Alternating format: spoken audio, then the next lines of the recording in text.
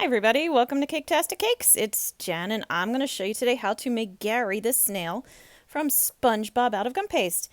And if you see me using any tools or supplies that you could use, check the link in the description below because it should be able to help you out. Alright, to start with my Gary, I am going to use gum paste. I guess you could use fondant here if you added some Tylose or CMC powder to it. But for now, I'm sticking with gum paste because that's my jam. Alright. Now I'm using my paintbrush there handle to kind of pinch off the bottom of this rounded, flattened off piece of pink gum paste that I have to make a shell. It kind of looks like a hat almost, how it's like round but then flat at the bottom and it flares out a little bit.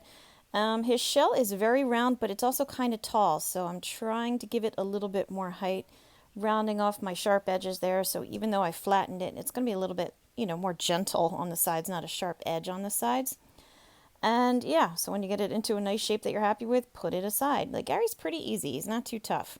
I took a piece of yellow gum paste as you saw, rolled it out to make it just so that it was kind of longer and bigger than the shell. Take some light blue gum paste. I'm doing the same thing. I put some ridges on the bottom because he's kind of ripply. And I was thinking, oh, I'll just like put that together and then it'll have the ripples, and it didn't. It just kind of mushed back together. So I had a good idea that didn't really work out, so it's so hot. Now I added a little bit of water between the two to sandwich my blue onto my yellow. And when you do add the blue, make sure it is a little bit smaller than the yellow and that it goes up higher at one end and smaller and tapers into a point at the other, because that's how our Gary looks.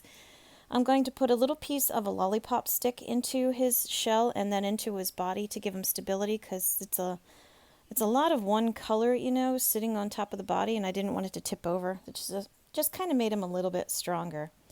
Okay, now with his head in the front, or off to the left there, you can see, and his tail tapered there to the right, I'm going to start adding some swirls to his shell. I'm using some red gum paste here. I cut out just a big old loop, nothing too special here, and it doesn't have to be perfect. That's a good thing about SpongeBob characters, is that they're not necessarily perfectly symmetrical or even or anything. Just be careful the direction your swirl is going. So the swirl should come up and curve toward his head and then away and down and around. So I guess if you're looking at it right now, it would be swirling counterclockwise. Yeah, counterclockwise toward his tail. So it swirls toward the tail on either side. There you go. Now I'm going to add the spots on his shell. I just took some blue, rolled it out really, really thin, and cut out 7 little circles.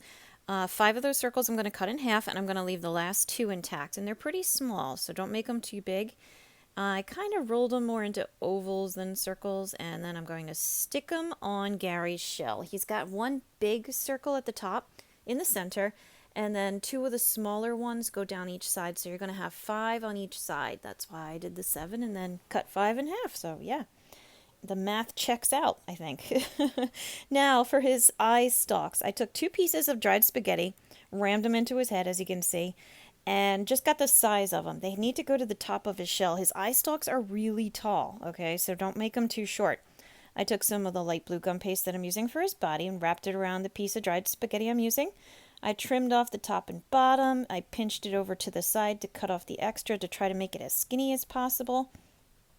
When I had it nice and skinny and I was happy with it, you're going to just, again, make sure your edges are nice and flat, and then stick it back into his head like that, and do the same thing with the other side. I'm going to do the same thing. So I got the blue, rolled it out pretty thin, wrapped it around my piece of spaghetti, trim off all the extra, make it as nice and smooth as possible.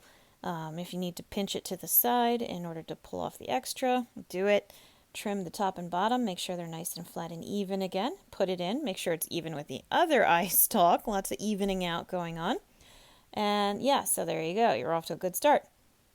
I'm taking the same blue that I used, and I just made a little happy face out of it, just a little smile, because Gary's happy. I was asked to make all the SpongeBob characters I did happy, so he's happy. Now for his eyes, to finish his eyes, I made 2 balls of the same yellow as the bottom of his body. Put a little bit of water that you saw me do, press them down onto the stalk. It's going to misshapen the balls a little bit, so you're going to have to touch them up as they sit on the piece of spaghetti. Add a little piece of black gum paste to each eyeball for his little pupils. And there you go. Gary, you can turn his eyes, make him look however you want. But he's cute, right? So thank you for watching Caketastic Cakes. Please like and subscribe because it really does help me out. Check out my many other videos. I got a lot out there, and I'm going to have more SpongeBob coming, so stay tuned. And as always, thank you for watching Caketastic Cakes.